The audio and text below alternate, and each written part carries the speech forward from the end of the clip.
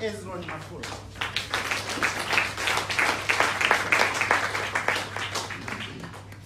Jamani, makofi haya anayastahili Alphonse. Mimi huwa sifii sana watu, lakini leo nafikiri niseme kidogo.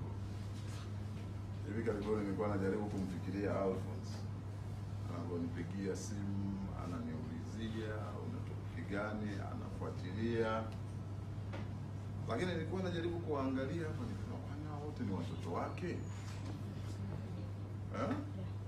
lakini nikagundua kwamba kuna watu ambao yani anakuwa anafikiria watu wengine. Yani haya yote mlioyapata hapa, kuna mtu mwezi huu alikuwa amekaa anafikiria watu hawa waje kushare na nyinyi haya mambo yote, na huyo mtu ni Alphonse. Tumpigie makofi.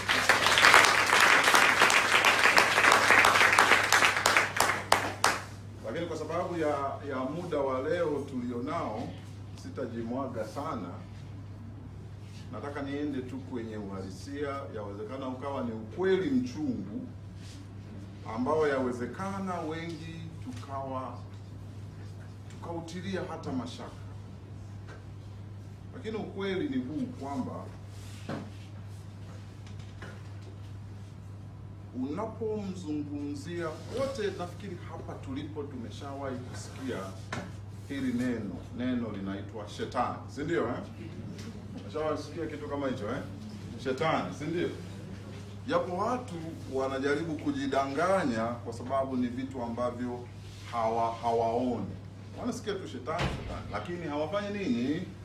Hawaoni, na ndio maana watu wengi sana wanajidanganya kana kwamba hivi vitu havipo. Lakini nataka niwaambie kitu kimoja. Hii ni akili ambayo mmoja ya viongozi wa taifa hili aliwahi kusema, akili ya kuambiwa, si ndio Akili ya nini?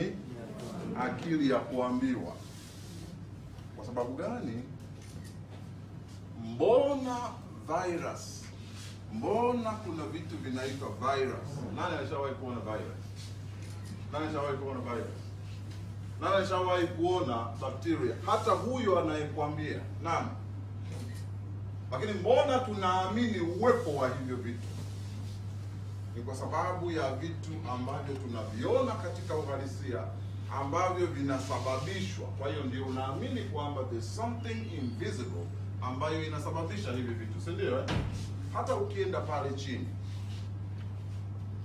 karibia tu lile geti linafanya nini? Linafunguka. Lakini je, kuna kitu unakiona? Kuna kitu invisible kina control, si ndio? Sasa wewe na mimi tunajua hilo. Sawa sawa? Wewe na mimi tunajua hilo. Hebu tutoe sisi Dar es Salaam hapa.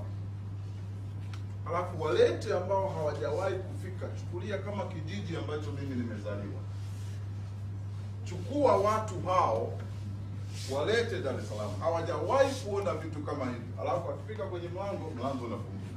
Akifika kwenye mlango unafunguka. Alafu uanze kuwafundisha hao watu kwamba kuna milango huwa inafunguka tu yenyewe, wala haina control yoyote. Si ndio Unafikiri watakataa? Unafikiri watakataa? Ndicho kitu ambacho kimetokea kwetu. Sasa nilichokuwa nataka kusema hivi, kuna kitu kinaitwa shetani, lakini kwa kweli ni hivi kwamba yule mtu ambaye huwa anaitwa shetani, yule mwenyewe, it's not the person. Satanism is not the person. Kuna kitu kinaitwa ushetani. Kumbuka, sisi tunaofuatilia haya mambo, nimegundua mimi kwamba huyu alikuwa ni malaika safi kabisa. Alikuwa ni malaika safi kabisa. Lakini kuna ushetani uliingia ndani yake, ukamfanya awe shetani. Sasa sisi tunaojifunza haya mambo tumegundua ushetani sio person, sio ile appearance, sio personality. Ushetani ni mfumo wa fikra.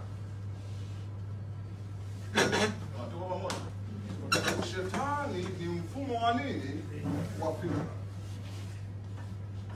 Tuko pamoja? Wametaja hapa wenzangu waliokuwa wamezungumza habari ya Mungu. Unawasema kwamba tumeumbwa kwa mfano wa Mungu, kwa sura ya Mungu. Kwa watu wanaishia hapo tu, lakini mimi nataka niwaeleze pia kwamba kitu kile tunachoita the invisible, there is the so-called invisible attribute of God. That one.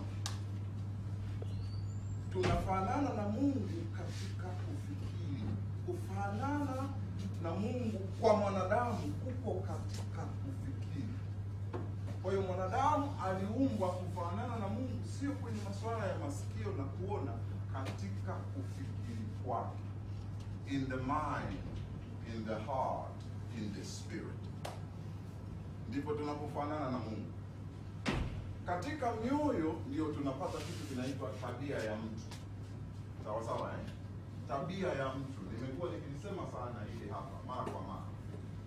Yale matendo unayoyafanya kila siku yanatokana na kiini cha hisia zako.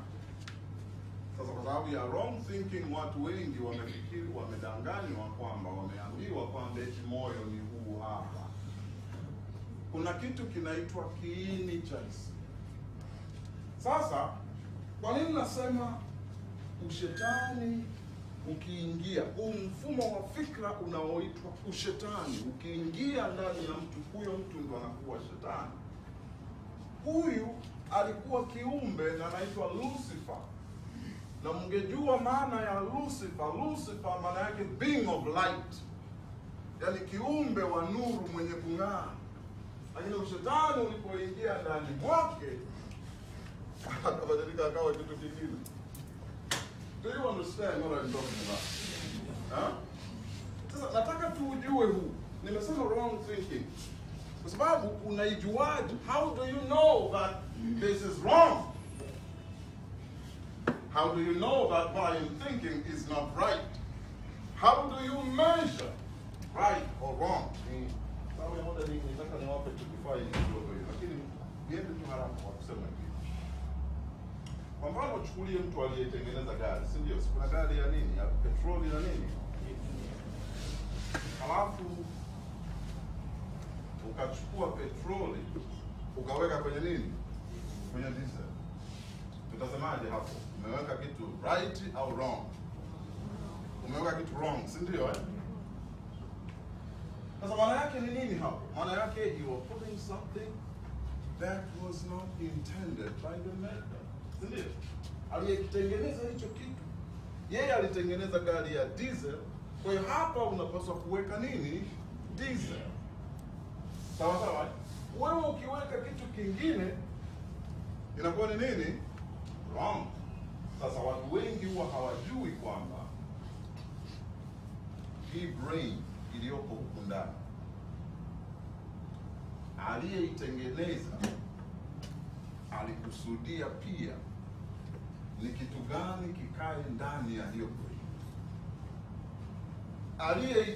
Yaani kwa sababu aliyetengeneza brain ndio aliyetengeneza damu ya mwanadamu, si ndio? Ndio maana kwenye damu kuna red blood cell, kuna white blood cell, kuna hivyo vitu vilivyokusudiwa. Ndani ya damu kikiingia kitu ambacho hakikusudiwa, kuna kitu kinatokea kwenye mwili, si ndio? Kwa sababu sumu haiwezi kuishi kwenye damu, haiwezi kuwa kwenye damu, kwa sababu sio sehemu ya damu, si ndio? Do you understand what I'm talking about? Sasa yako aina ya mawazo, nataka tujue jinsi gani unaweza kupima unafikiri sahihi au haufikiri sahihi. Nishawahi kuyataja hapa nikasema haya mawazo, aina ya mawazo 8. Namba 1 nilisema novel things. Lazima. You have to think about what you think about. Do you ever think about what you think about? Lakini kabla sijaenda kwenye thinking. Hivi kwani thinking ni nini? Thinking ni nini? Kuna watu wanafikiri kwamba labda ubongo wake ndio unatengeneza hiyo thinking, si ndio eh? Kuna watu wanafikiri kwamba ubongo ndio unaitengeneza hiyo thinking. Thinking ni nini? Kama unafikiri ubongo ndio unatengeneza thinking, nitakwambia sasa hivi hapa, hebu fikiria kwa Kichina. Ndio, fikiri kwa Kichina kama ubongo ndio unatengeneza hiyo thinking. Maana yake ni nini? You cannot think in what you do not have in the memory content of your brain. You cannot think what you do not have in. Kwa hiyo, your thinking is a product of what you contained with in the memory content of your brain. Kama tuko pamoja? Yes. And where do you get the components? Hayo ambayo yamejaa huko kwenye ubongo wako, uliyatoa wapi? Na ndio maana ni ngumu sana, unasikia watu wanasema change your mind, change, lakini bado wanaendelea kusikiliza tu dombolo.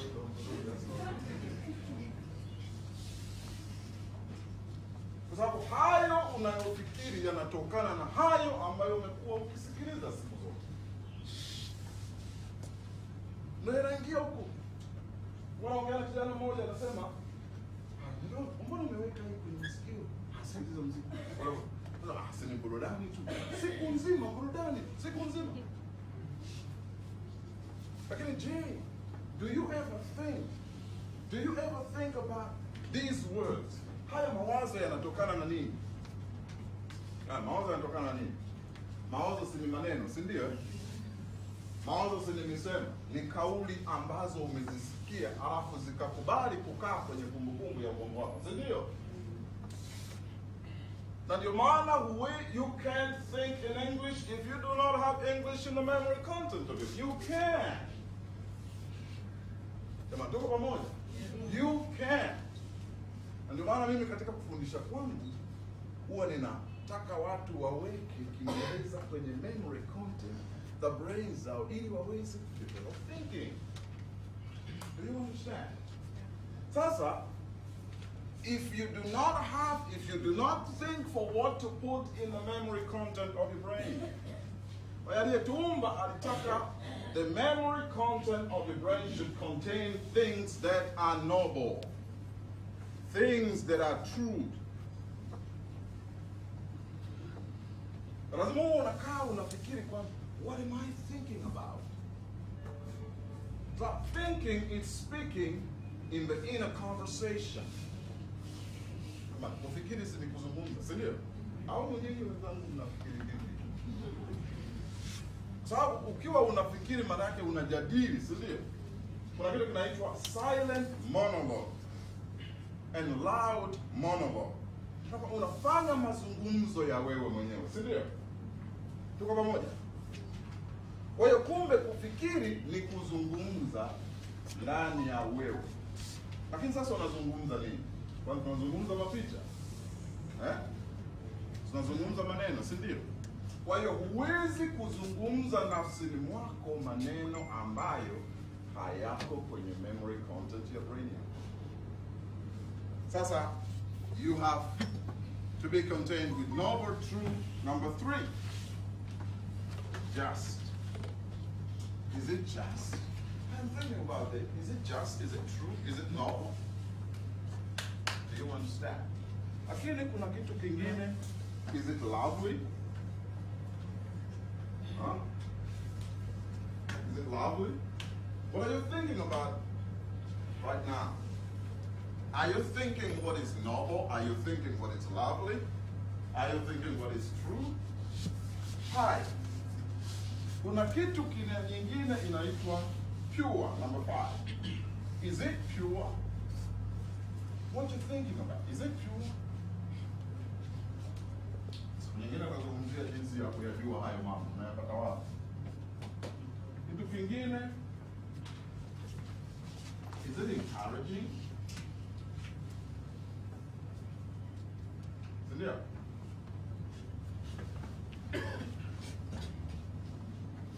Is it praise? Ni kitu ambacho kinastahili sifa. Ni kitu fulani cha kusifia. Ndio. Watu wanasema kwamba sisi kazi yetu sio kusifia. Sawa sawa eh? Ama nani? Is it good reporting? Sawa sawa. Kwa hiyo tunachopaswa kujua ni hicho, kwamba ili thinking yako iwe right, lazima uangalie wewe unasikiliza mambo ya aina gani.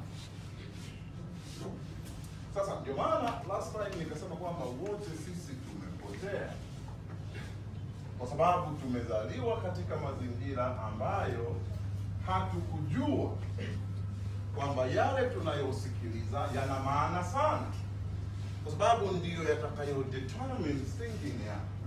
Na thinking ndiyo process. Thinking ndiyo process inayozaa mind ya mtu, moyo wa mtu na spirit ya mtu. Sasa watu wana nimeomba roho yangu nilioumbwa nayo. Sio hivyo. Lakini mmoja mnapaswa kuelewa pia. Watu wengi sana wanachanganya pia hapa. Wanafikiri kwamba labda spirit is structure. Wanafikiri kwamba labda moyo huu ndio structure. Unapozungumzia spirit, spirit is not a structure. The mind is not a structure. The heart is not a structure. Kwa hii elimu ya fikra, all these are contents. This is a content. This is a content. And this is a content. Sasa, hesabu tu ya form 2. Hesabu ya nini? Ya form 2. Kuna topic inaitwa set. Si ndio eh? Tunajua kuna ile inaitwa universal set. Si ndio? So universal set hapa maana yake ni ile memory content. General memory content. Kwenye brain yako, the general memory content in your brain. So hiyo general memory content yako kwenye brain ndio inayozaa. You can't think with what you're not contained with in your brain. You can't think. Sasa, the material that you have, the words that you have in the memory content of your brain, the sayings that you have in the memory content, what sayings are you contained with in the memory content of your brain about education? What words are you contained with in the memory content of your brain about marriage? What words are you contained with in the memory content of your brain about money? Because you ain't going to define money with words that you're not contained with in the memory content of your brain. Nazungumza hapa wrong thinking. Kwa mfano, ili pesa ni nini? Nilikuwa nashangaa wakati nasoma haya maswala nikagundua kuna kitu kinaitwa money. Si ndio? Kumbe kuna kitu kinaitwa currency. Sawa sawa? Kuna kitu kinaitwa nini? Currency. Nikagundua hili neno lilikuwepo even before there was currency. Kulikuwa na matajiri hata kabla pesa hazijakuwepo, si ndio? Nikagundua kumbe money means of exchange.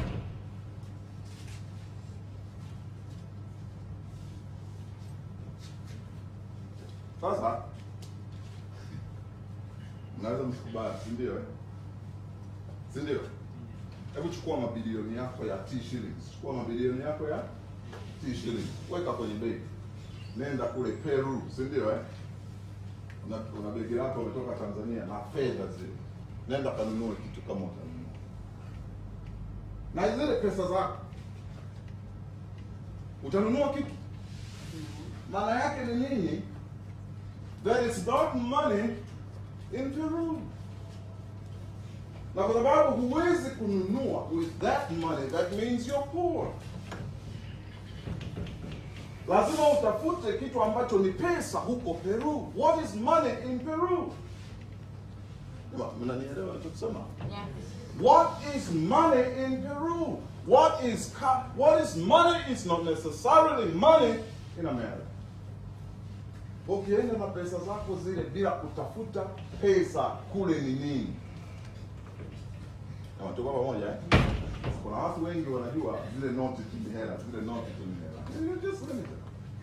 Na ndio maana tunapozungumzia pesa kwa watu wengi kwa sababu ya wrong thinking, what we are contained with in the memory content of our brains about money, the sayings that we contained with in the memory content of our brains about money, all the sayings, all the words, all the statements.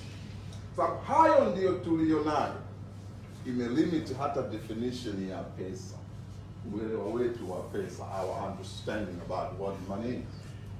Ni maana unaweza ukakuta mtu ana hela, yuko nyumbani ana hela, lakini analalamika hana hela kwa sababu hana promissory note, hana coins. Lakini anazo hela. Hela ni nini? Huyu mtu anaweza kwenda hata kwenye nyumba ya mtu akasema jamani, mna kazi hapa mimi nifanye. Wao wanakufa njaa lakini they have the power to do something to get what they want. Sindio?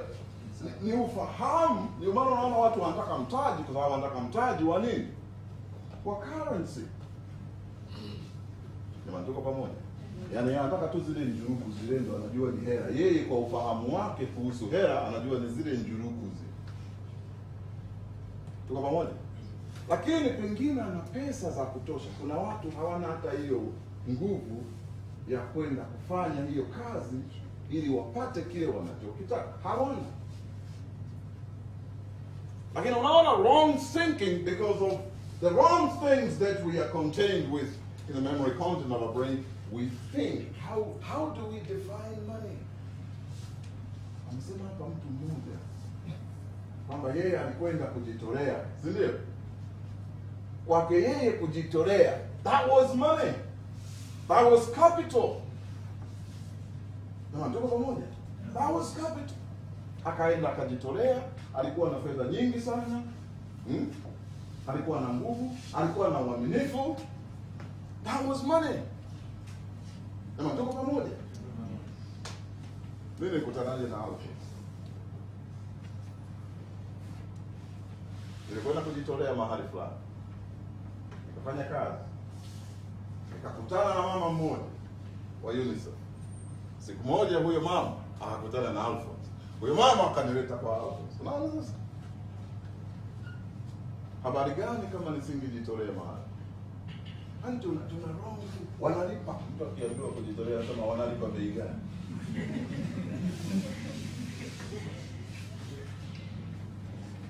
Wrong thinking. Kwa hiyo siku zote, listen to me, siku zote think about what you think about. What do you think about money? What do you think about education? Labda niwaulize kitu kimoja. Hivi elimu ni nini? Elimu si ni mfumo wa kupata maarifa, si ndio eh? Si ndio? Tunapata maarifa kutoka kwenye elimu, si ndio? Sawa sawa eh? Lakini je, katika dunia hii maarifa yote tunayoyahitaji ili kuweza kuishi tunayapata tu kweli kwenye mfumo wa elimu? Huu mfumo wa elimu, yale maarifa unayohitaji kuishi unayapata kwenye mfumo wa elimu peke yake? Hapana, si ndio? Maana yake ni nini? Elimu yetu haitoshelezi au tusemeje? What can we say about that? Lakini hebu sikiliza watu wanapohangaika wakawa wanasema, elimu yetu, let's invest in education. Elimu ipi ambayo nataka kuinvest? Kwa sababu that formal system is not the only education there is. Because it doesn't give all the knowledge that we want. Si ndio? Au kisoma na ndio maana unajua tumejiwekea msomi as if umepata knowledge yote. Kumbe kuna knowledge zingine hujui. Kama tuko pamoja. Waislamu wanasema maamuma. Yaani zile knowledge zingine. Tuko pamoja. Kwa hiyo, always think, noble, true, just, lovely, pure, encouraging, good reporting. Fikiria. What are you speaking in a conversation? Start asking yourself, what is this that I am thinking about, that I am speaking on the inside of me right now? What is it? Is it noble? Is it encouraging? Is it good reporting? Is it pure? Unapaswa kujua aliyetuumba hakuintend tuweke kitu kingine chochote nje ya hapa. Hakikisha vitu unavyoweka kwenye memory content yako pure, encouraging, kitafakari. Is it pure? Sasa tujiulize, maneno yote na kauli zote tunazozisikia kwenye nyimbo hapa Tanzania, jiulize tu, unafikiri hayo yote ambayo tunayaweka kwenye memory content zetu, tunayosikia kwenye nyimbo mbalimbali, unafikiri ni noble? Kila kitu ni noble kule? Unafikiri kila kitu ni true? Unafikiri kila kitu ni just? Unafikiri kila kitu ni love? Unafikiri kila kitu ni encouraging? Yale yote tunayoyasikia kwa wanasiasa na kusoma kwenye magazeti, unafikiri yote yako kwenye hii? Utakuta hayapo, si ndio? Sasa ili mtu uwe na ufahamu mzuri, a good mind and a good heart and a good spirit. Remember, nawaambia, the mind is a content, the heart is a content. Hii ni content inayoamsha.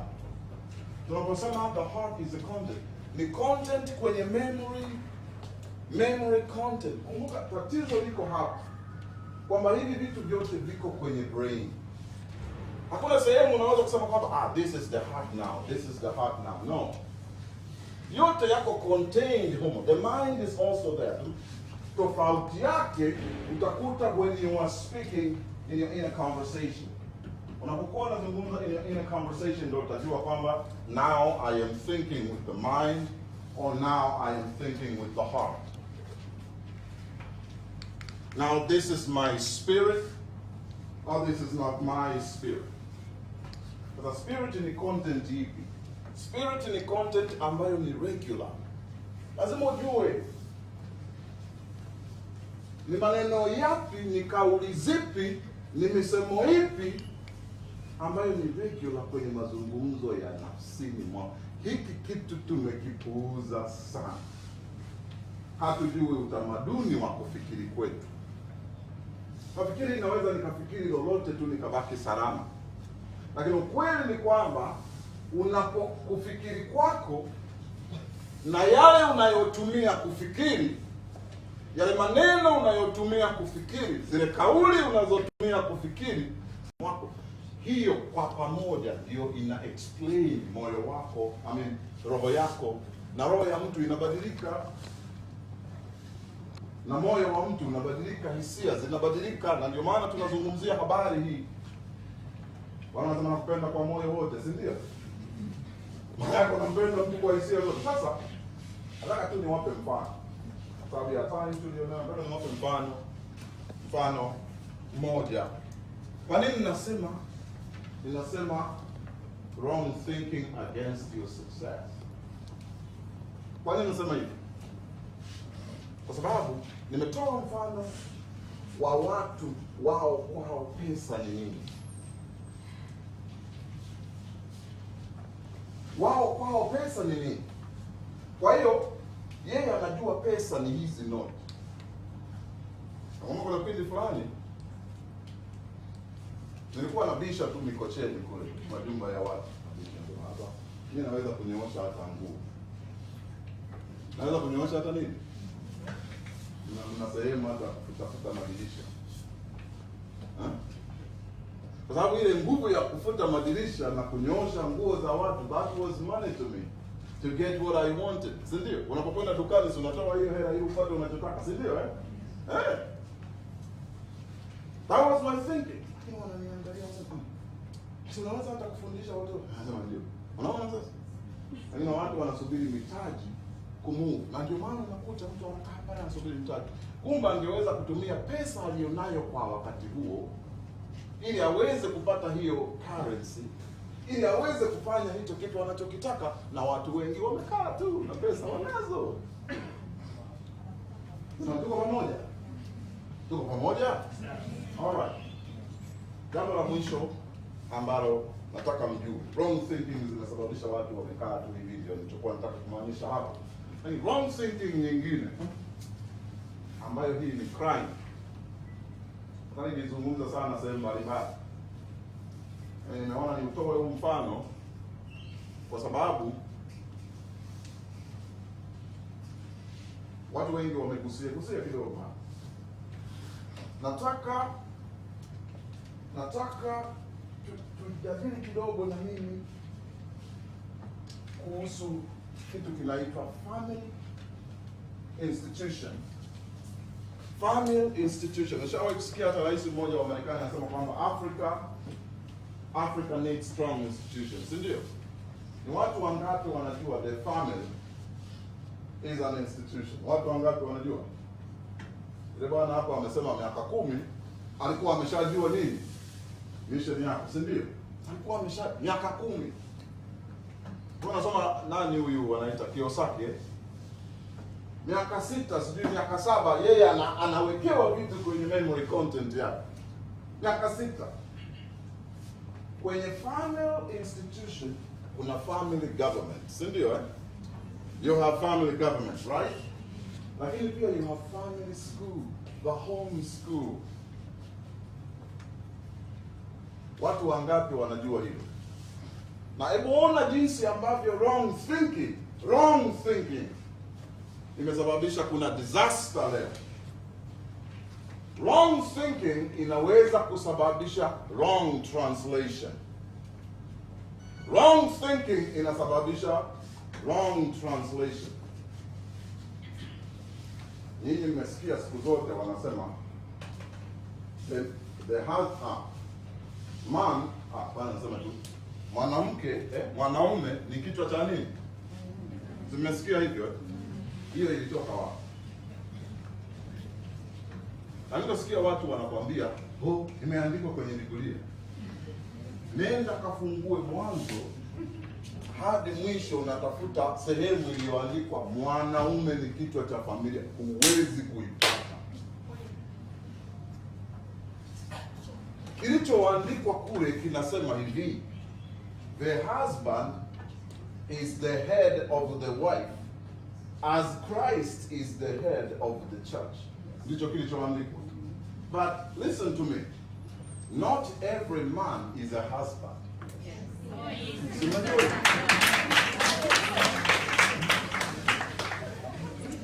Not every woman is a wife. Yeah. Lakini hebu sikia jinsi ambavyo watu wanatranslate hiyo kitu hapa. Mwanaume kichwa cha familia. Kila mwanaume sasa sio umeitoa watu. Nataka niwaambie kitu ambacho it's most surprising kwa sababu ya wrong translation. Alafu muone matokeo yaliyoko kwenye familia zetu. Wanasema hivyo, is the head, si ndio? The head of the family. Lakini ukweli ni kwamba it's the husband is the head of the wife. Sasa hebu angalia neno head wanavyo-translate, wanavyo-tafsiri. Ukienda kwenye dictionary ya Kiswahili, au nitoe tu mfano kidogo. Tunaposema head of the state, tunamaanisha kichwa cha nchi. Tunamaanisha kichwa cha nchi. Wanasema Magufuli is the head of the state, tunamaanisha hivi. Ukienda kwenye dictionary kuangalia maana ya neno head, utagundua ni kweli ni kichwa, lakini maana nyingine ni kiongozi, maana nyingine ni mkuu, si ndio? Sasa ambao walitafsiri kwenye Kiswahili huku, mbona walisema kichwa hawakusema kiongozi? Mbona hawasemi kwamba mume ni kiongozi wa mke kama Kristo alivyo kiongozi wa kanisa? Mbona hawasemi hivyo? Mbona hawasemi hivyo? Na matokeo yake, because of that we call it chauvinistic view, ujinsia tunaita. Nafikiri kuwa head is to boss around. Unanielewa ninachosema hapo? badala ya ku-exercise leadership to the wife, they end up bossing around because of wrong thinking. Unanielewa? Lakini jambo lingine utakumbuka, wakatawale. Tufanye mtu kwa mfano wetu, lakini wakatawale.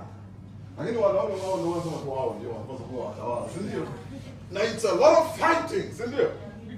Watu wanasema wabadilishe sera zitabadilisha thinking za wanaume kuhusu wanawake. Do you understand what I'm talking about? Yeah. Because of wrong thinking. Hebu angalia matokeo yake, kumekuwa na vitu vya namna hiyo ambavyo ni jambo la msingi. Nimetoa huu mfano kwa sababu gani? Nasema hivyo kwa sababu kama watoto wasiposoma nyumbani, that we call the family school, kuja kuanza kuundo wrong thinking kuanza kutoa mavitu yaliyowekwa kwenye memory content zao, kuyatoa ni kazi kubwa sana. Wamebeba sijui mwanadamu alikuwa nyani sijui, na wamebeba kwenye memory content. Wamebeba kwa nasema hivi kwa sababu mimi mwenyewe nimeishi. Nilipojua habari hizi za fikra, nikagundua kwamba zile sherehe tulizokuwa tunafanya nyumbani, kwa sababu imeletwa radio cassette, tunacheza muziki ya Kiswahili yote, kumbe tunajiwekea humu mavitu ambayo yanakuja kugharimu kuyatoa, ili uweze kuwa na akili nyingine na ufahamu mwingine. Kwa hiyo kumbe taasisi inayopaswa kuboreshwa, family institution. Kwa sababu kwenye family institution ndio kuna family school. The first school of a person is in the home. Tuko pamoja? Sasa wrong thinking ya watu unaona inakotupeleka, na matokeo yake ndio tunasafa, matokeo tunayoyaona leo. Kwa sababu ukishaharibu familia, umeharibu family leadership, umeharibu family school. Na ukishaharibu family school, umeharibu society. Ukishaharibu society, umeharibu taifa. Do you understand what I'm talking about? Because of wrong thinking. May God bless you.